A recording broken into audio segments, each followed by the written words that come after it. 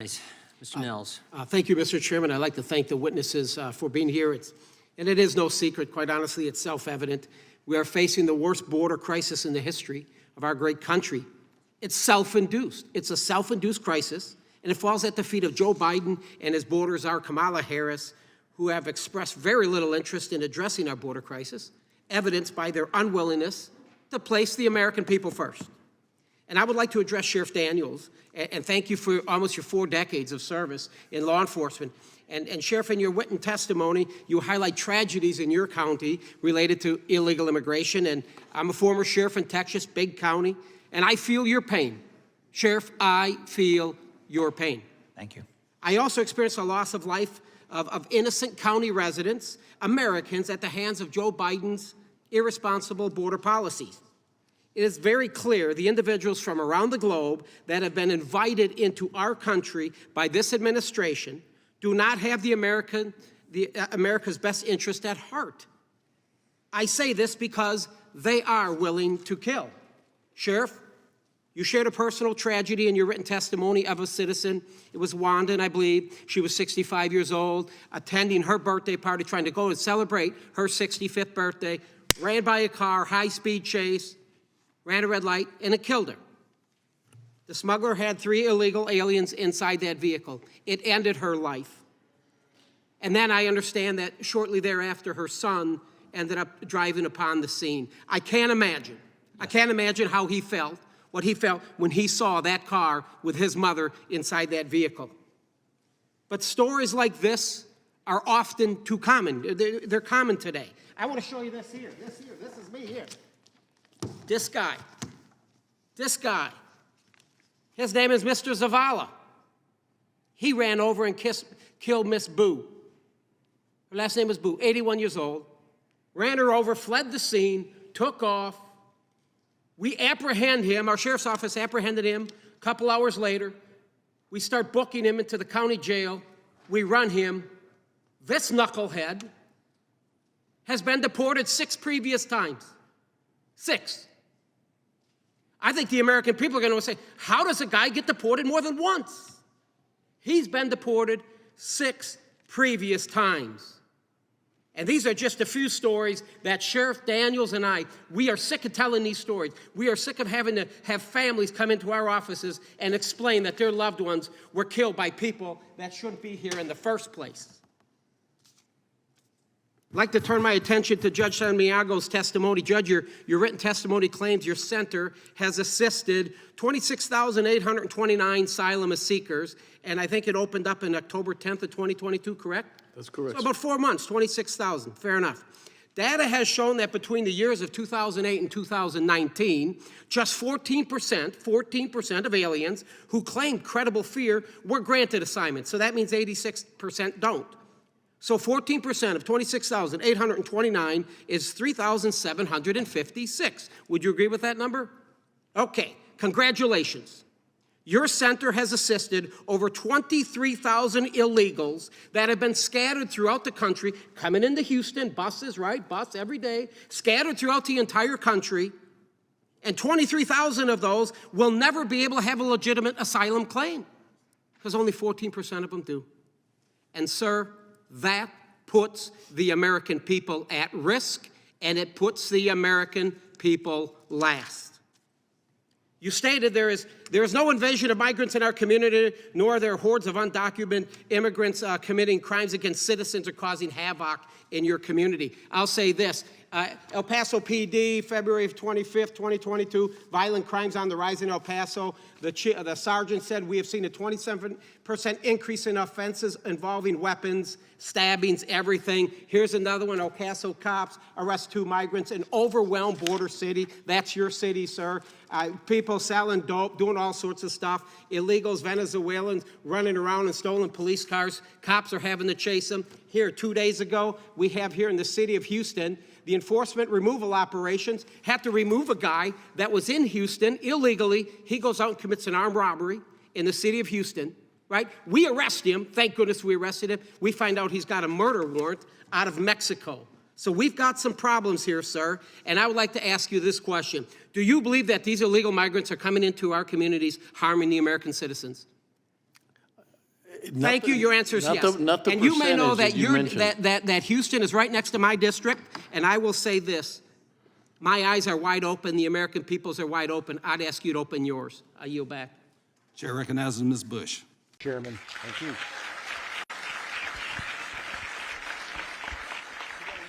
Yeah, gentleman from Alabama is recognized for 5 minutes. Thank you, Mr. Chairman. You know, in Alabama recently, I was told that in Birmingham, we seized enough fentanyl to kill every man, woman, and child in my entire state. And so I tell everybody this may be affecting border communities, but it's a crisis for our entire nation. And so we're going to try to address it. And Sheriff, this is my third trip down, and so I want to talk a little bit, some things that just kind of stuck out when I was asking the agents along the border that kind of concerned me, and really kind of, as I talk about it, it's something that kind of, it strikes a chord with a lot of people. But you were saying earlier that the price that you're seeing now to come across the southern border, it's ranging from $6,000 to $15,000. Is that correct? In Yuma County, yes, sir. Now, who's getting that money, Sheriff? The cartels. The cartels. So when I was a few years ago, of course, we talk about inflation, the money we print, everything's gone up. But a few years ago, I heard it was $4,000 just south of the southern border, and then the Triangle Nations further south. We had a price for Syria of up to $20,000. Are y'all seeing some high prices from other countries around the globe as well? That's my understanding, yes, sir. When you're looking at Iran, Iraq, Afghanistan, Uzbekistan, Russia has been an increase where I think Border Patrol, roughly 70 a day was a number that they were encountering just from Russia. What's the price on a Russian now coming across the border? I would think that it would be that much, yes, sir. I would imagine. I don't know. I haven't heard the Russian price. We actually see some Chinese nationals, the Sheriff's Department in Texas, and it was $80,000 each. Folks, they're not coming here to do us any favors, just so you know. No. But, Sheriff, my question now, you said that, so we got a price. What about if somebody, have you guys heard, and maybe other law enforcement officers would know too, what if they don't have the money to pay the cartel? What are the options then? So the option is that it's indentured servitude, slavery. They're going to be sent to a certain location, and I found pieces of paper down on the border that list the location that they are to go to, and that's where they will work off their debt, depending on what you're capable of doing. Wait now, Sheriff. So you're telling me that Biden's policies on the southern border are actually creating American or slaves from around the globe. Is that correct? Correct. Wow. So the Democrats who accuse us of all the awful things that we do, they're actually enforcing policies now that are creating slaves in this country. It's lending to that right now. So not only are they creating slaves, but I also heard, and this, I found this rather intriguing when I was on the border, if somebody was coming across the border and they actually didn't have the money and they didn't want to be an indentured servant, is it true that they can backpack now heroin, fentanyl, and cocaine and pay that passage? Is that an option as well? That is an option. So the Democrats' policies, two things now. So they're creating slaves and drug mules. Is that where we're going with this? No wonder they don't want to come talk about it, right? So we, now that we've got this issue of slaves and drug mules, I want to change over a little something I saw. And you guys, this is troubling to me. Is I went to Fort Bliss, the Emergency Intake Center. You guys heard of this? Fort Bliss, to handle all the unaccompanied minors coming to this country. And as I was there, the admiral's running it, and I'm like, sir, why don't we send these kids, these are unaccompanied minors now, back to their home country, back to their town? And the admiral said, well, they don't know where they came from. So these kids were from, I saw one, I know he's probably no more than 5.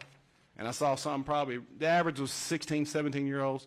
So they're saying these kids, these unaccompanied minors, do not know where they came from. I said, well, where are we going to send them to? Oh, we're going to send them to a Google address in the United States of America. Then we don't background check the people we're sending them to. So one of my friends here, I remember earlier, hit on this. We are actually, with taxpayer dollars, are now trafficking children, and we're paying to get them there on American taxpayer dollars and put them in God knows what and God knows where. And so the thing that really, I think Andy Biggs has mentioned this, Rep. Biggs, is, y'all, we've lost 20,000 children. Mayorkas said himself in a hearing he does not know where 20,000 of these children are. And that's just staggering to me. So Sheriff, have you, as you begin, is it mostly heroin and cocaine now and fentanyl, or is it just mostly fentanyl? Unfortunately for Arizona and California right now, we're the worst, and the top as far as fentanyl, and below that is methamphetamine. And to address your other comment, what you're looking at is a ploy by the cartels marketing a way to work with Mayorkas on the reunification policy that he put into place. So if you send your child across as a child that's by themselves, then you can be reunified when you come at a later date and time.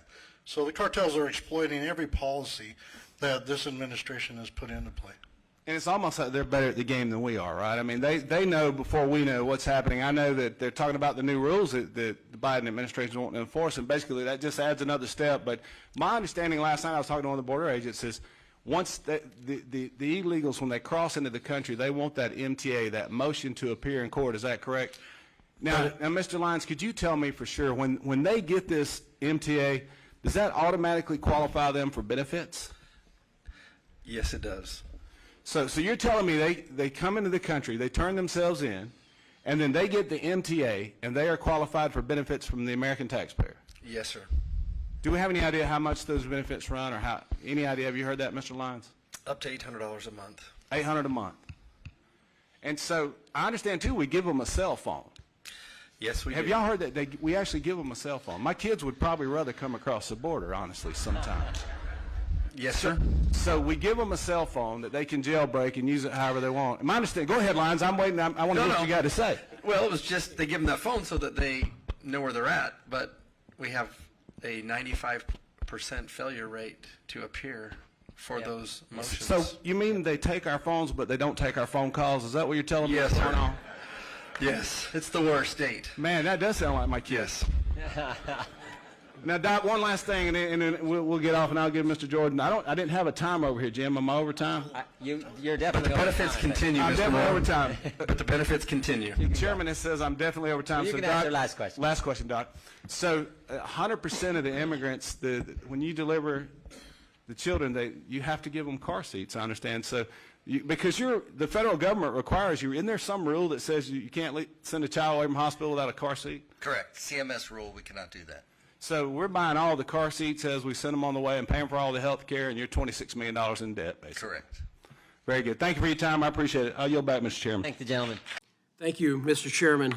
Dr. Singer, in your testimony, you state, quote, fentanyl is just the latest manifestation, what drug policy analysts call the iron law of prohibition. The harder the law enforcement, the harder the law. Enforcing prohibition incentivizes those who market prohibited substances to develop more potent forms that are easier to smuggle, end quote. Doctor, I was a law enforcement officer, served in it for 30 years. I was the sheriff of Fort Bend County for 8 years, large agency. And I can tell you, sir, in my humble opinion, you, sir, are wrong. This here is Jose Olivares. He's out of Mexico. Roadside investigation, Highway 59 north of my county, Kendleton, Texas. One of my officers located 10 bundles containing 10,000 tablets of fentanyl. I want to explain something that law enforcement across this country, we save lives. 2 milligrams of fentanyl, 1 lethal dose. 5 milligrams, look at the chart. Are you telling me, sir, that we should not have saved those 25,000 lives that this fentanyl would have killed? I'm telling you that there's another 25,000 lethal doses right behind that. I want to show you another example. This is Mr. Luis Garza. Garza was found by my officers, Beasley, Texas, Highway 59 north. During this investigation, my officers located 5 containers of 10,000 Xanax tablets that were discovered to contain fentanyl. Should law enforcement not have protected 25,000 lives that these tablets would have killed? I'm not Just say saying, yes or no. yes, they should have. In your testimony, you state, quote, threatening drug dealers with life imprisonment or the death penalty is also unlikely to deter the drug trade, end quote. Mr. Nadler was up here just a few minutes ago. I'm paraphrasing him. He says, we can't incarcerate ourselves out of this problem. And I'm agreeing with you. I realize that individuals, these drug cartels, drug dealers, they're risking their lives being involved in this business. I understand that. But I support President Trump and his recent comments related to making the sale and distribution of fentanyl a capital crime and the use of the death penalty. I believe this strategy will address this serious problem. And maybe not, it won't solve the problem, but I believe that if you start strapping a few of these ruthless bastards to a gurney and start filling them with the same drug they were selling to kill Americans, it would bring me a great deal of satisfaction. I want to thank those that are here. Ms. Rockwell Logan, I am so sorry. I had dinner with a gentleman last night, lost his 27-year-old son. Lost his 27-year-old son. He was shaking when I was having a conversation with him, and I told him I'm going to be here today. I'm sorry for your loss. I will do everything in my power to secure our southern border, to support our law enforcement, to make America first, to make America great again, and stop this deadly drug from making its way into our communities. Thank you. I yield back. Oh, I yield my time. Thank you for yielding, and thank you for your questioning. The chair recognizes the representative from Texas, Mr. Nehls. Thank you, Chairwoman. All right. Check, check.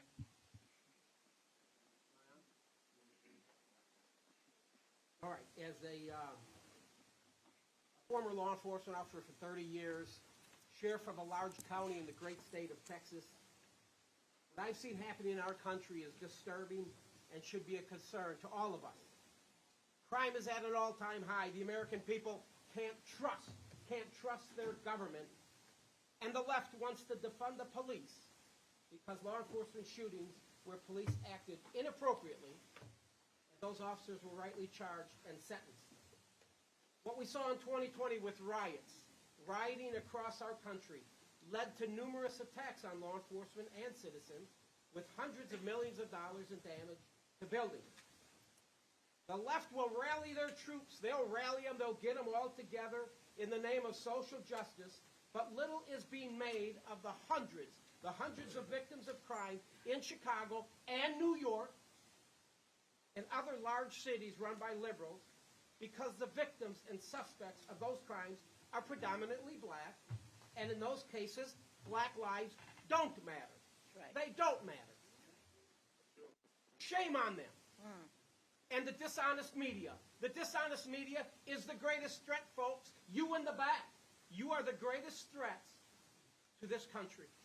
And we've seen it, and the American people know it. Most people on the left, if not in this room, you've heard of Eric Gardner. I'm sure you've heard of him. You've heard of George Floyd. You've heard of Trayvon Martin, Michael Brown. You've heard of all those names. But what about the hundreds of innocent victims in Chicago, Philadelphia, Baltimore? You'll never hear their names. You'll never hear them named. Shameful. If you've watched the news lately, it's no shocker. Alvin Bragg likes to prosecute. He's even a fan of increasing misdemeanors to felonies for certain individuals he don't like. Some of those individuals, he said, he's the greatest danger to our country. Mr. Bragg, I hope you're watching. I hope you're watching today, sir. You're a disgrace. You're a danger to this country, and I will do everything I can in my power to hold you accountable. Your job, Mr. Bragg, is to protect the residents here in Manhattan and decreasing felonies to misdemeanors. Decreasing felonies to misdemeanors and is dangerous and places the victim last. Mr. Kessler, I'll start with you. You work for Senator Schumer and other members on crime policy. That's great. So I want to get your perspective on this Day One memo. You're familiar? You familiar with this? I am not. You're not familiar with this Day One memo, and you come here today? I should provide you a copy.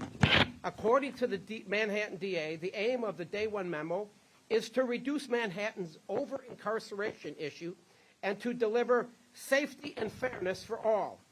And so I ask you, you're not familiar with the memo. The day one memo stated the DA's office will not prosecute minor offenses that, quote, have no impact on public safety, end quote. So let's talk about some of the things Alvin Bragg considers minor offenses. Resisting arrest. Can you tell me how not prosecuting this makes New York safer? Resisting arrest. I'd have to. We're not going to prosecute it in New York. We're not going to do it. Right. We're not going to do it. Did you ever ask law enforcement?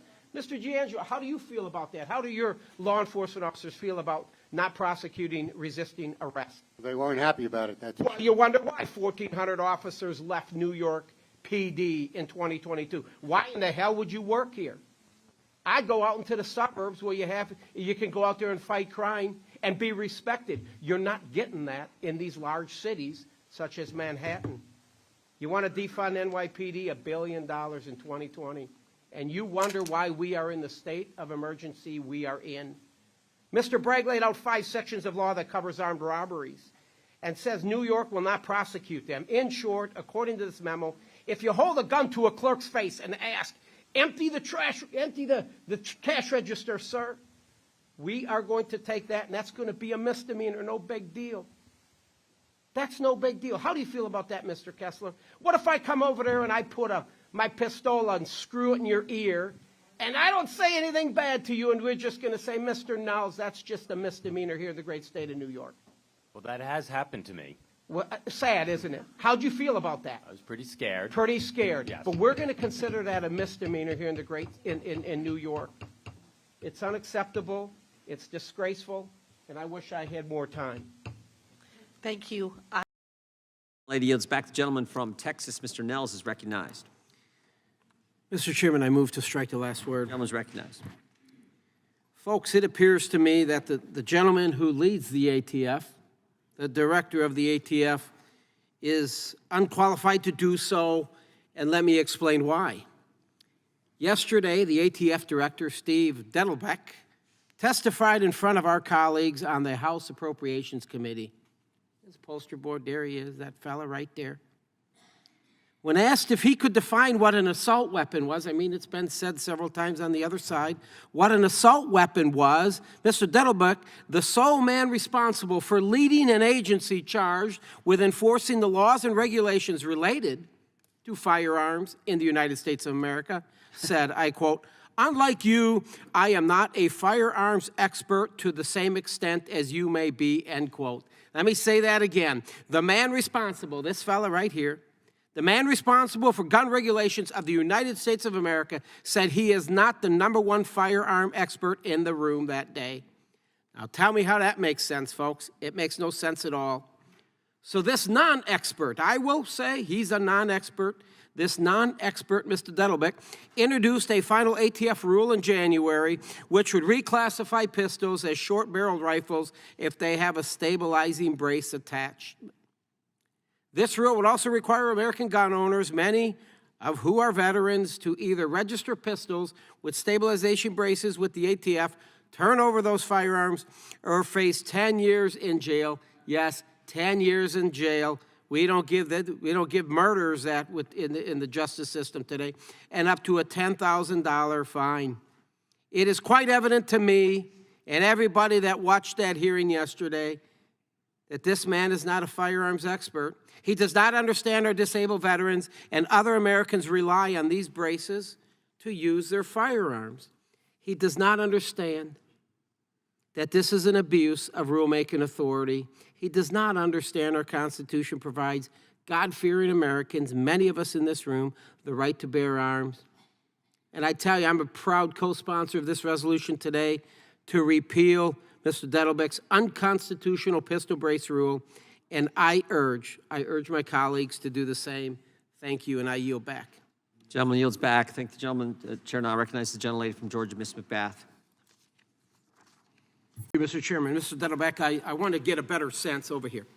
I want to get a better sense of where the ATF's pistol brace rule derived from, and I'd ask that you please elaborate on ATF's decision-making process, specifically in issuing the pistol brace final rule. Did the ATF consider the several years of ATF opinions, including from the Obama administration, remember, the Obama administration, contradicting the final stabilizing brace rule? So with respect to the origin of the authority, as has been stated, ATF derives its rulemaking authority in this matter from primarily the National Firearms Act, which was a congressional act passed in 1934. Fair enough. I need to interrupt for a minute. In 2012, John Spencer, you know who John Spencer is? Do you know John Spencer? I don't know that. He was the chief of ATF's firearm technology branch in 2012, and he wrote a letter to Alex Bosco. Do you know who Alex Bosco is? I do. Who is it?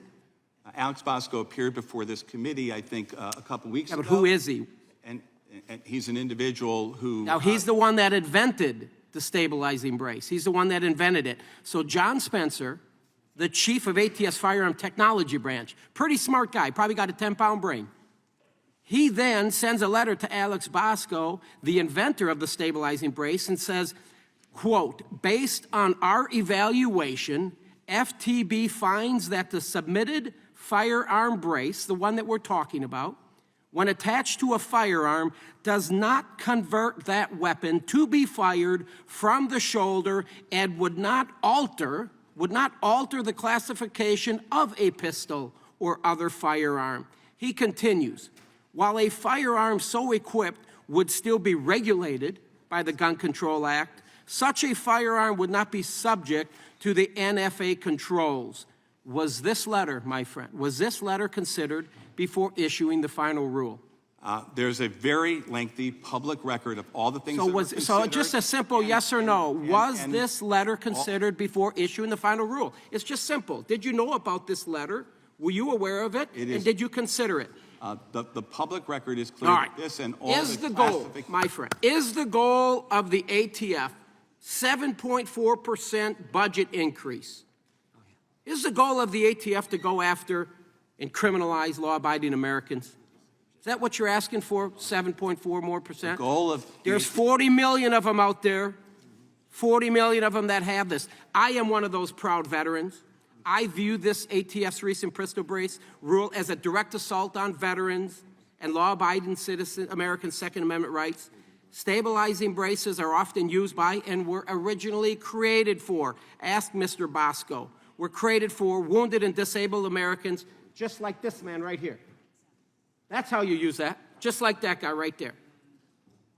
What enforcement mechanisms? I'm trying to figure out how this works. What enforcement mechanisms will the ATF utilize to impose fines or maybe up to 10 years of jail time for those that do not comply, or maybe even those that aren't even aware of the final pistol brace rule? How are you going to do that?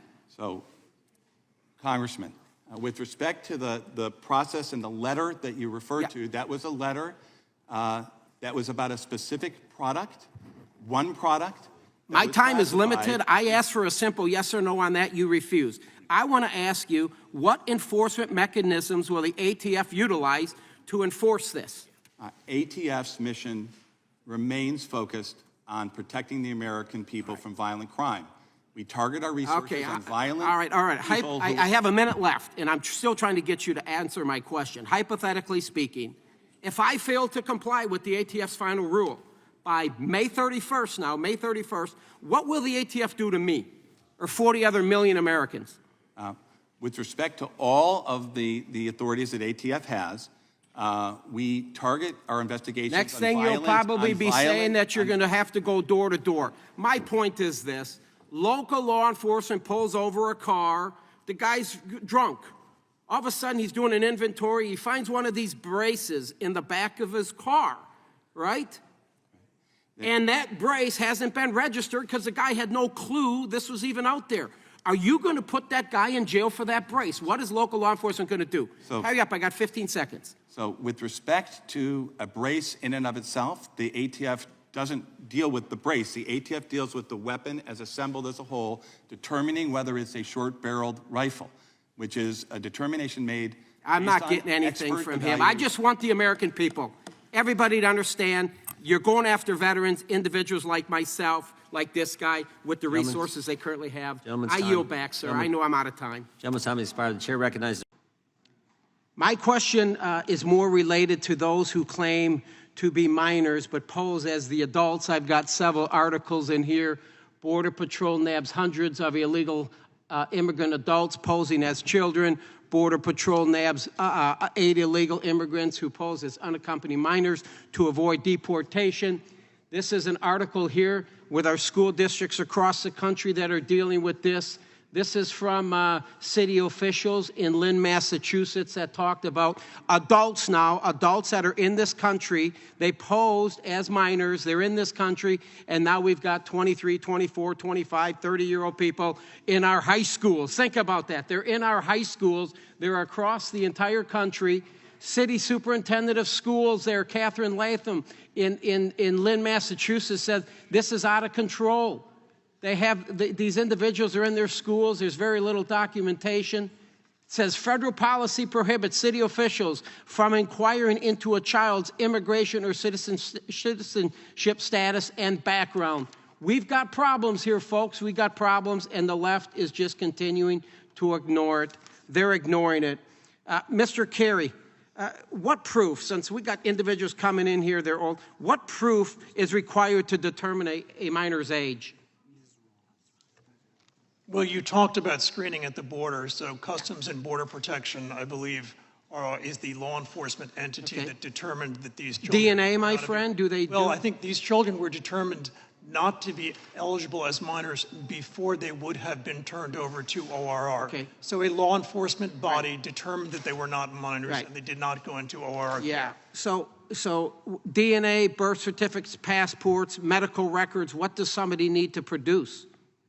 Well, in fact, birth records and a host of other materials are collected both from country of origin and... What happens if they don't have any of these documents, sir? Well, I believe there are individual circumstances, and those are, in fact... What is the protocol then? Well, I think it would vary greatly. I do not know what it is currently because I'm not in the office. All right. This guy here behind me, I'd like to spend a moment with this guy. This guy here, 24 years old, he posed as a minor. He comes into this country, shares a fake name. Not him. He wasn't a minor. He said he was 16, 17, comes in, he's 24 years old.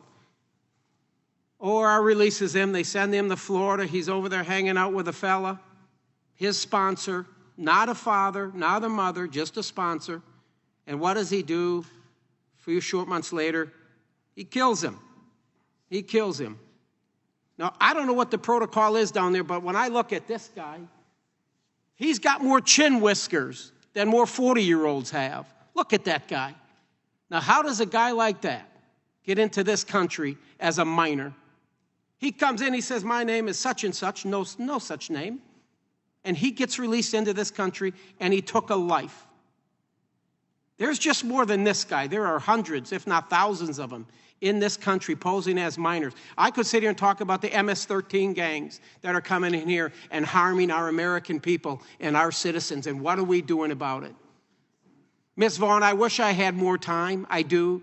Ms. Rodriguez, ma'am, thank you for what you do. Thank you for exposing what this administration has done to this country, putting the American people last each and every time.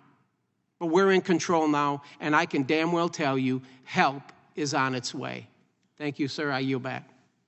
Ms. Ross. Thank you, Mr. Chair. Thank you, Mr. Speaker. I rise in strong support of Senate Joint Resolution 11, which nullifies the Biden administration's heavy-duty vehicle emissions rule. And I am proud to have led this effort in the House, and I commend my colleagues in the Senate for swiftly passing this important legislation. The joint resolution before us today would overturn the EPA's aggressive heavy-duty vehicle emissions final rule, which provides 80% more stringent regulations than current standards and unfairly targets our trucking industry. And by imposing these new emissions reduction requirements for vehicle models that are made in 2027 and beyond, it will significantly increase the costs of heavy-duty vehicles. And that's whether you own an F-250 or a semi-truck. This new regulation will directly affect you. According to the EPA, it is projected the cost between $2,500 and $8,300 per vehicle to adhere to this new final rule. Other estimates, such as the one from the American Truck Dealers Association, stated it is closer to $42,000 per truck. And folks, I want to be crystal clear today. Woke bureaucrats in Washington are on a climate justice crusade, using the heavy hand of government to go after the trucking industry that keeps America moving. And in the last 3 decades, we've made significant strides in the right direction to decrease emissions and increase efficiency. Today's new trucks have reduced nitrogen oxide emissions by more than 98% since the 1990s. The EPA's final rule is also ineffective, given that it incentivizes older and higher emitting trucks to operate longer due to the expensive technology required for compliant vehicles. This is unacceptable and yet another blatant example of burdensome government regulation. Simply put, the EPA has failed to address legitimate concerns for the trucking industry. However, the EPA unilaterally imposed this detrimental rule, which could lead to a litany of further supply chain disruptions across the country, hit the smaller mom-and-pop trucking companies the hardest, and pass along increased costs to the American consumer. Amidst record-high inflation and supply chain challenges, more expensive freight costs and fewer trucks on the road will only further perpetuate this problem. This is exactly why it is imperative that the House passes this joint resolution to nullify this burdensome regulation. And I want to thank OOIDA, Senator Fisher, and the trucking industry for being front and center on this issue. I proudly support our truckers, our small businesses, and pro-growth policies to keep our economy strong.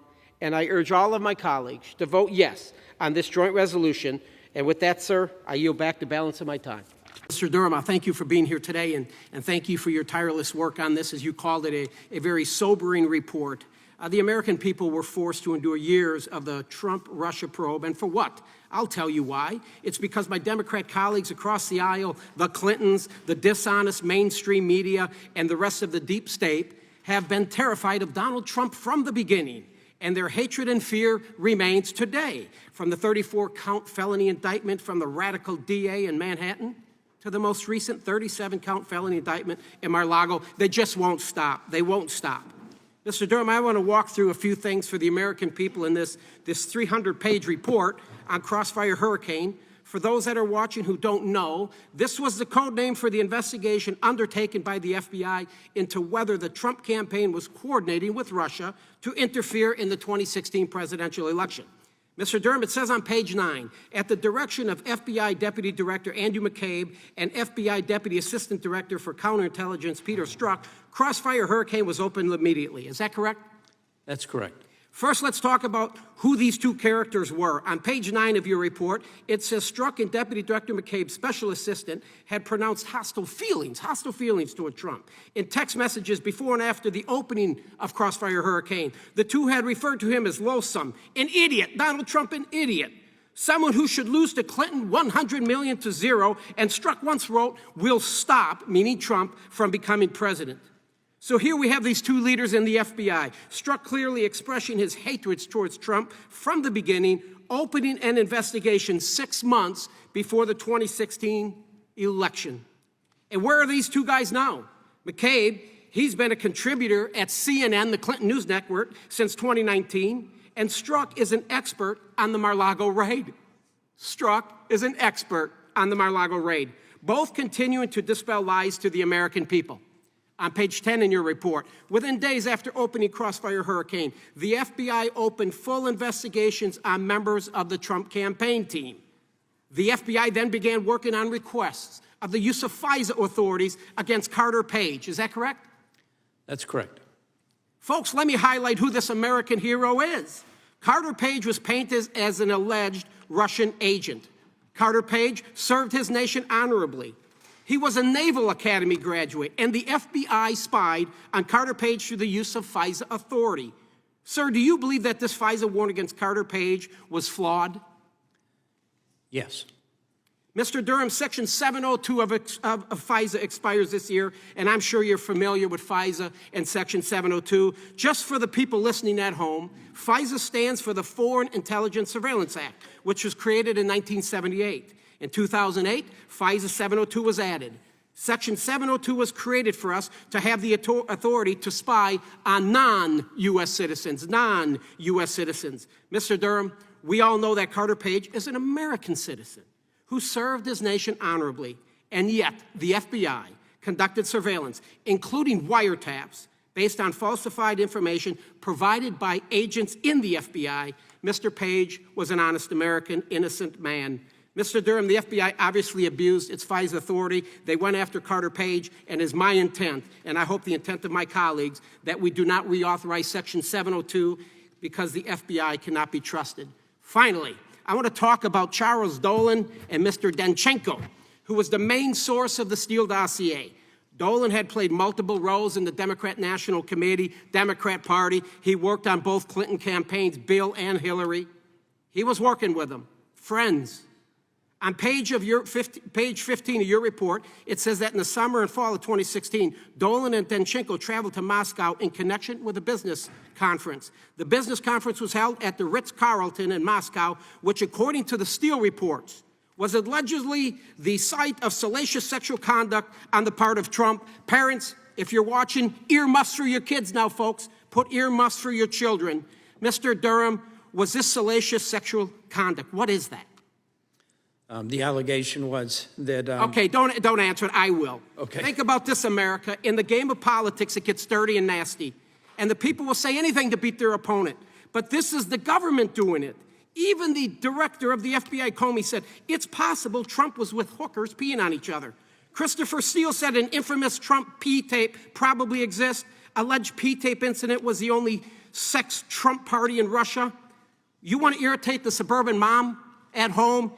5 months before an election, tell them the Republican leading candidate is peeing on prostitutes. We are aware of the member of this committee having an alleged affair with a Chinese spy, I refer to as Yum Yum, but this is a new low for anyone, and I would hope Mr. Swalwell would agree with me. Imagine if somebody would have said and taken it a step further, Mr. Swalwell was peeing on Yum Yum. Time of the gentleman. It's unacceptable. This has got to stop. The FBI needs to... Time of the gentleman has expired. I yield back. The gentleman... Mr. Chairman, I ask that the last comments be stricken. With respect to Mr. Swalwell.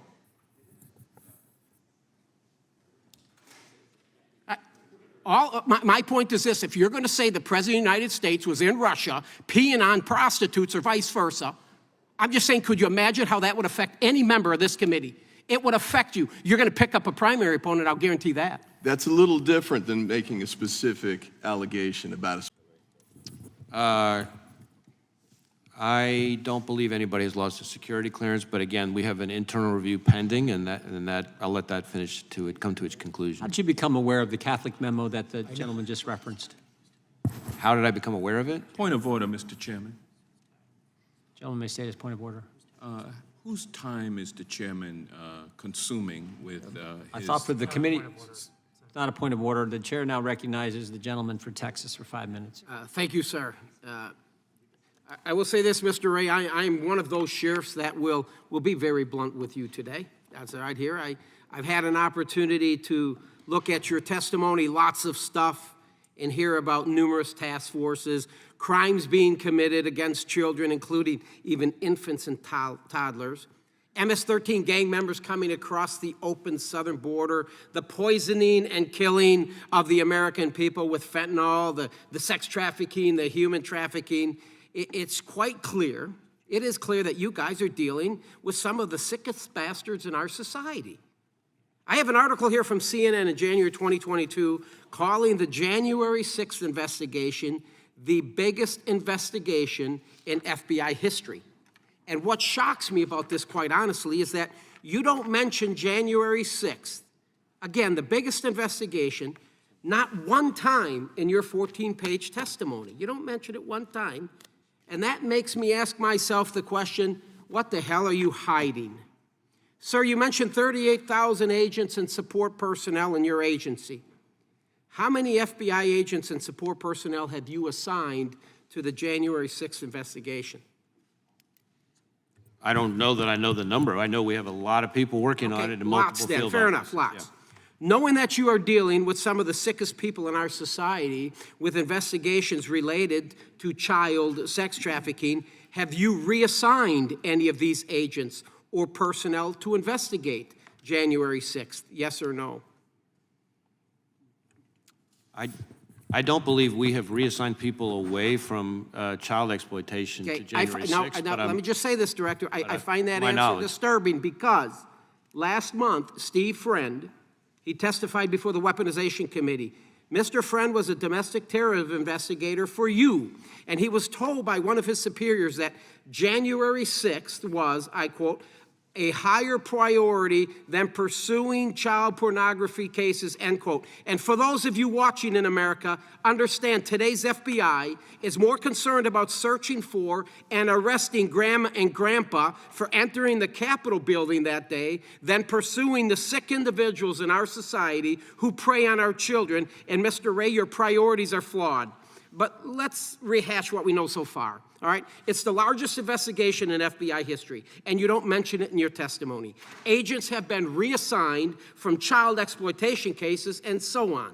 So now let's get into the money, Mr. Ray. How much taxpayer money has been spent on January 6th? I don't know that I have the figure You don't have on it? my Okay, head, fine. but Mr. Ray, I got an article here, December 22, 2022, 2 years after the events of January 6th, and it says the Justice Department has requested another $34 million from Congress. And number one, you shouldn't get another dime. The FBI shouldn't get another dime for this political witch hunt against the greatest president in my lifetime, Donald J. Trump. I want to turn my attention now to this fella, this character, Mr. Ray Epps. We've all heard of him. We've heard of Mr. Ray Epps. He was number 16 on your FBI most wanted list. He was encouraging people the night prior and the day of to go into the Capitol. And Mr. Ray Epps can be seen at the first breach of Capitol grounds at approximately 12:50 p.m. Play the clip, please. We need to go into the Capitol. Into the Capitol. Into the Capitol. What? We are going to the Capitol, where our problems are. It's that direction. Please spread the word. All right, noted. Okay, but one more thing. Yeah, so can we go up there? No? When we go in, Are we going to get arrested if we leave go this up there? here. You don't need to get Should you shot. arrest us?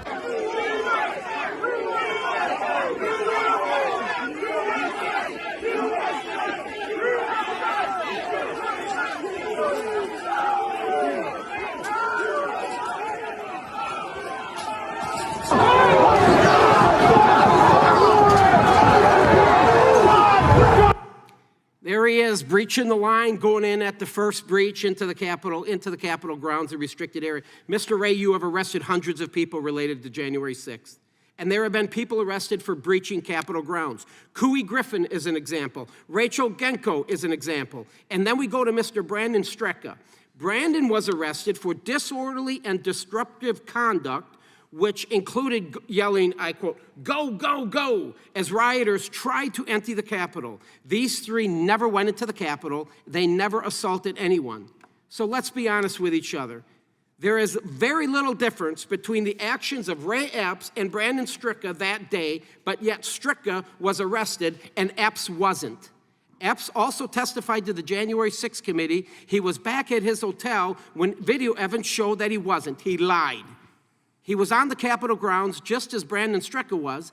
Epps even texted his nephew at 2:12 p.m. and said, I quote, "I was in the front with a few others." It was on the video. "I also orchestrated it." Now look into the camera, sir, when you answer my next question. Are you going to arrest Mr. Epps, yes or no? I'm not going to engage here in a discussion about individual people who are or are not going to be prosecuted. Can I get a commitment? You just watched the video. I'm an old law dog. I understand a little bit about probable cause. He did very little. There was very little difference what he did and Mr. Strecka. You can see him. He's encouraging, I almost think he's inciting a riot. He's encouraging people the night prior to go into the Capitol. The day of, go into the Capitol. And he was at the first breach. And he breached the restricted area. Everybody, a lot of people getting arrested for not going into the Capitol, but they're in the restricted area. But yet, Ray Epps, who many people feel, fed, right? And there's a lot of clout over this. So my point is this. You arrested a lot of folks for unlawful activity. You just saw the video, and I will tell Point you, of order, Mr. Ray, Mr. if you don't Chair. arrest Mr. I'm the Epps, there's a gentleman. reason behind it. I believe you know Point what of it order. is, and it appears to me you are protecting this guy. I strongly recommend you get your house back in order. With that, I yield back. Mr. Chairman, if I might briefly. Gentlemen, will respond, and we got a couple point of orders. It is Not never, orders, unanimous consent, excuse me. Go ahead. I'm it sorry. has never been appropriate for an FBI director in congressional testimony to be weighing in on who is or isn't going to be arrested and who is or isn't going to get charged, which is a prosecutor's decision. If you are suggesting that the violence that at the Capitol on January 6th was part of some operation orchestrated by FBI sources or FBI agents, the answer is no, it was not. And to suggest otherwise is a disservice to our hardworking, dedicated law enforcement professionals. Can I respond to that now that, the point is, he was number 16 on your list. Yeah, He was 16 on your list, you never Time of arrested the him. gentleman But has hundreds of time Americans the were gentleman has arrested. expired. Shame on you. The chair recognizes the yields back. The gentleman from Texas is recognized. Thank you, Mr. Chairman. Mr. Garland, what is a confidential human source? Well, it's an FBI term. I don't know all the technicality, but it's Here, let me define it for you. It's in your own policy here. Okay. An individual who is believed to be providing useful and credible information to the FBI from any authorized information collection activity, and from whom with the FBI expects or intends to obtain additional, useful, and credible information in the future, all right? And whose identity, information, or relationship with the FBI warrants confidential handling. So these guys are individuals. You pay them $42 million a year. Did you know that? The IG said you're paying these sources $42 million a year. Did you know that? I know informants are It's paid, $42 million a year. So do you believe that they're credible, they're valuable? The FBI's using these guys. We're paying them a lot of money. Would you agree with that? I agree. Some are more Very credible. good. So they're more credible. credible You're than paying them a others. lot of money. You got a lot of them out there. So let me paint the picture for America. Hunter Biden joins Burisma in 2014. Burisma, very, very corrupt Ukrainian energy company. He has no experience in oil and gas. He admits it. He says, I don't have any experience. I know why I'm there. I have a dad. I have with me a document called the FD 1023. Have you seen this? You're familiar with it? yeah, Okay, I it's have used seen by the FBI, everybody in America. It's used by the FBI. It is a confidential human source reporting document dated June 2020. You're familiar with it. In this document, the FBI's confidential human source says Burisma, now the corrupt company, needed to keep Hunter on the board so everything would be okay. And according to the human source, they hired Hunter Biden to, quote, protect us through his dad for all kinds of problems. Mr. Garland, does that concern you? Okay, it should. I got limited time. Remember, your sources are credible, trustworthy, honest, and valuable. Are you familiar with Victor Shokin? The document that you're... Who is Mr. Victor Shokin? So I got 3 minutes left.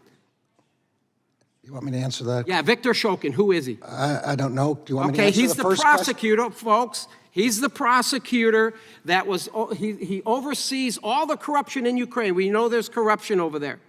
For the American people watching, after a few months after Hunter Biden joined the Burisma board, Victor Shokin was named Prosecutor General for Ukraine to target corruption. And one of his investigations was into Burisma.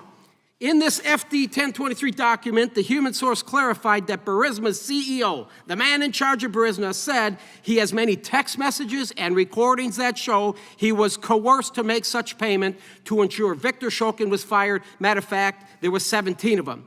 Mr. Garland, it's clear Joe Biden wanted Shokin fired so he would stop looking into Burisma, where Hunter was on the board. Would you agree? All right, let's let the American people decide. Play the clip. Play the clip. I remember going over convincing our team, or others too, convincing us that we should be providing for loan guarantees. And I went over for, I guess, the 12th, 13th time to Kyiv, and I was supposed to announce that there was another $1 billion loan guarantee.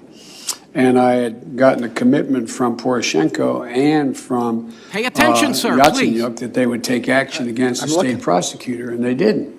So they said they were walking out to press conference. I said, no, I said, I'm not going to, or we're not going to give you the $1 billion. They said, you have no authority. You're not the president. The president said. I said, call him. I said, I'm telling you, you're not getting the $1 billion. I said, you're not getting the $1 billion. I'm going to be leaving here. And I think it was, 6 hours? I looked, I said, I'm leaving in 6 hours. If the prosecutor's not fired, you're not getting the money. Oh, son of a bitch. got fired. And they put in place someone who There you was go. solid.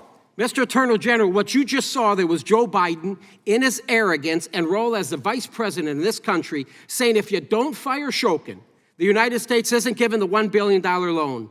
Why would Joe Biden say that as the vice president? Why would he say such a thing? Was it policy? Was it our policy at the time? Yes or no? It wasn't. I have documents here. Interagency Policy Committee dated October 15th. Point of information, is the gentleman ever going to let the I'm gentleman on my answer a question? time, pipe down. Saying Shokin had made Time belongs to significant the gentleman reforms. from Texas. He's made significant reforms, Shokin did. Matter of fact, John Kerry says he was impressive. And you know, within a few months after Shokin was fired, they appoint a prosecutor that said, we're not going to look into Burisma anymore. Cancel that, forget it, we're not looking into Burisma. Boom, here comes the $1 million. Joe Biden threatened the Ukrainian president and the prime minister, everybody can see it, to fire Shokin, or the United States won't give the $1 billion. If that is not quid pro quo, sir, what is? I will tell you what it is, and America agrees with me. It's bribery, and it's impeachable. Are you going to do something about it? I bet you not, and that's why you, sir, also need to be impeached. I yield back. Time of the gentleman has expired. Yield back. Mr. Nehls. Thank you, Mr. Chairman. Good to see you, Mr. Secretary. You have $66 billion, 66 with a B, for rail and IIJA. That's a lot of money at your department's discretion. The California high-speed rail project started 15 years ago. Big promises in that project. It was supposed to be the next best thing in transportation in America. And for the record, I just want to let you know and everybody know that I support high-speed rail in America. I just don't support this project. And here's why. I have a document here. It's the California High-Speed Rail Peer Review Group letter from March 23rd, 2023. And I'd like to submit it for the record. Are you familiar with this document, sir? I can't recognize That's it okay. at a I'll make distance, sure but you I'm get aware one. that there's been Fair a lot enough. of reporting. Yeah. This document is nothing more than, it's an SOS warning to cancel the California high-speed rail project because it's riddled with billions in cost overruns. The numbers in this document almost make it seem criminal. And I'm going to quote directly from the letter written to the board members. This group was created by Proposition 1A and is required to report to the state legislature in California on the California High-Speed Rail Authority. In this document, the peer review group says, since 2008, a consistent theme emerges. Project costs, schedules, and ridership estimates are uncertain and subject to significant risk of deteriorating. The project is underfunded, and its financing is unstable, rising costs, and making effective management difficult, if not impossible. Most importantly, more legislative oversight is needed. In the peer review 2023 project update report, it states that project costs continue to rise with no clear end in sight. The current contract values are 97%, Mr. Secretary, higher than the original award values. Phase 1 grew from $68 billion in 2012 to $92 billion in 2022, and now projected to be $106 billion in 2023. The scheduling on the costs, it says a construction project was awarded in August of 2013, and it was to be completed in 2018. This is before COVID. Don't use COVID as an excuse. And now they say the current completion is December of 2026. Ridership, big idea, 2009, big business plan, 41 million people. Now you know what they project for 2023? Down to 31 million people. Why do they have 10 million less? I don't know. But the report, and you need to get this, sir, because you need to see it. The report recommends that the legislature may want to request the selection and appointment of the Inspector General be given high priority. This project needs to be looked at. This is billions of dollars of taxpayers' money. It's my understanding now they want $3 billion more from the federal city, intercity passenger grant program. And I want to make sure, sir, that we're not throwing good money after bad. The letter highlights that even if the project gets $8 billion, they will still be short of at least another $2.5 billion, even after the state of California funds are included. Have you visited the project, sir? I haven't been to the construction. Oh, you got to get there. You got to get there, sir. This is billions and billions of dollars. Are you willing to invest more taxpayer dollars on this project, which seems highly unlikely to succeed, versus sending that limited money elsewhere? Well, I want to take care, let me start with where we agree, which is support for high-speed rail in general, and supporting high-speed rail in general I'm with doesn't you. necessarily mean that one would support a particular project. Because this particular project is in active application for some processes that are underway, I want to be careful not to prejudice that process. And listen, I appreciate you, sir, and I think this is what we should do. I think we should work together, you and I, conduct a full audit of the project before any high-speed grant decisions are made. Maybe you can call me up one day, we get on that jet, and we go fly out there and take a good look at it. How's that? You want to go look at that? Because I'm telling you, this gives high-speed rail a bad look. It's just costing billions of dollars, and they're going to come to your office, and they're going to request more. I got to move into something else because I have 29 seconds. Do we have a pilot shortage, my friend? Pilot availability is certainly... We do have a pilot shortage. I fly around a lot of time. Cancel, cancel, cancel. Do you believe that at a certain age that people should be forced to retire, this arbitrary age of 65? You think that's fair, that's right? Yes. You do. How about having people in the highest office in our nation over 80? I think most of us can agree I'm just that asking you a certain question. professions like flying an Should we be aircraft forced to are retire as a different president of the than, United States at 80? You know, I think there are a lot of folks here who could do a great job regardless of their age, but I Let's wouldn't keep our necessarily want them experienced flying by pilots airplane. in the air, sir. Let's keep them in the air. With that, I yield back. Thank you, Congresswoman McBath. The chair now recognizes the gentleman from Texas, Mr. Nehls. Thank you, Madam Chair. Director Peters, thank you for being here. As you know, in 2018, President Donald J. Trump rightfully rolled back Obama-era policies related to its transgender offender manual. President Trump's policy simply removed a sentence that instructed BOP officials to consider transgender inmates' gender identity when making decisions regarding prison housing. President Trump mandated BOP officials use biological sex as the initial determination for placement decisions. I believe this was common sense. I think America would agree. Ladies should be held with ladies, and I think men should be housed with men. But in a string of policy reversals over the past 3 years, President Biden reissued Obama's guidelines, given even further to require prison staff to use a transgender person's preferred names and pronouns. You agree with this? Congressman, we are required to provide medical and mental health care for all individuals, including those who So that answer, identify then as that's a yes? transgender. Pretty much a yes? Okay.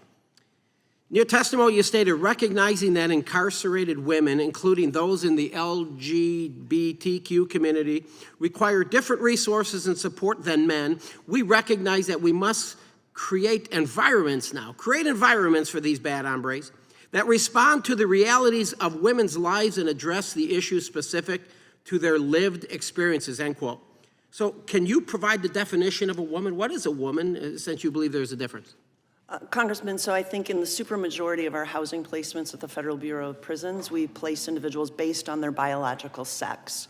All but 11 individuals at the Federal Bureau of Prisons are placed in housing assignments based on their biological sex in their... When does that start then, Director? So I just got convicted of robbing convenience stores. And all of a sudden I go to court and they convict me and I'm going to prison. And now instead of saying my name is Troy Nehls, I'm now going to say my name is Susie Nehls. And I am a woman, right? I just make that claim. At what point in time during this spectrum will that allow me then to release the bull into the pen of heifers?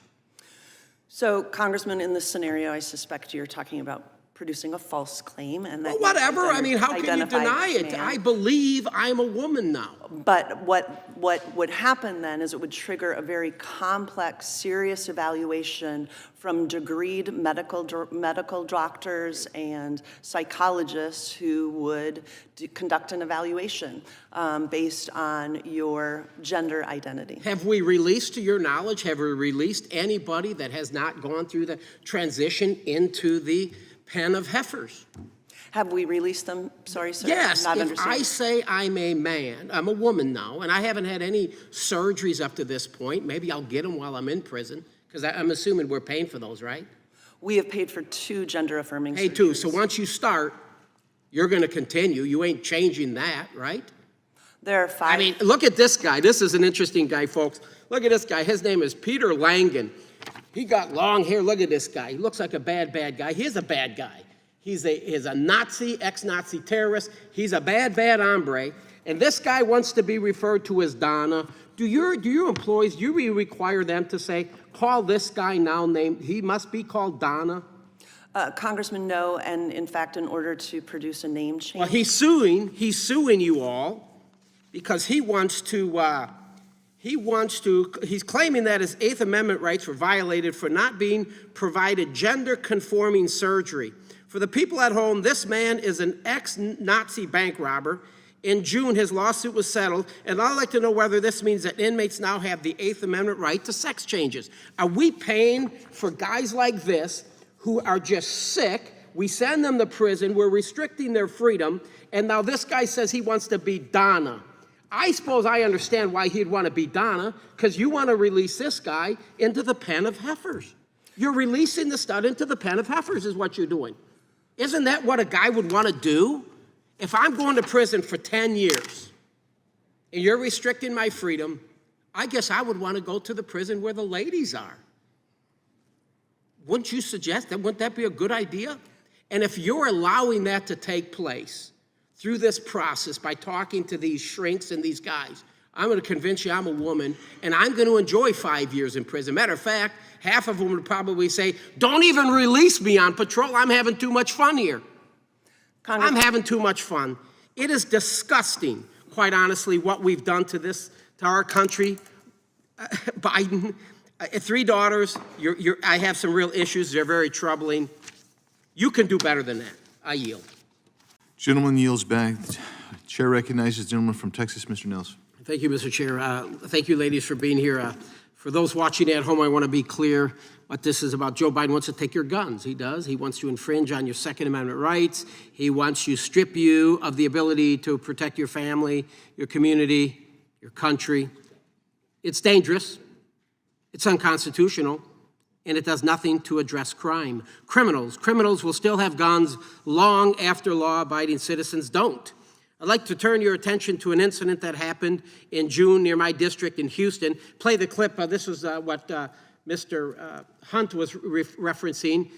We don't have audio, but you see this knucklehead here, and he's in the gray truck, and he gets up there, and he obviously has a pistol. There's a pregnant woman standing there with her husband. This guy gets a little bit bold. Look at it, he points the gun. He's going to try to rob them. Goes across, he approaches them.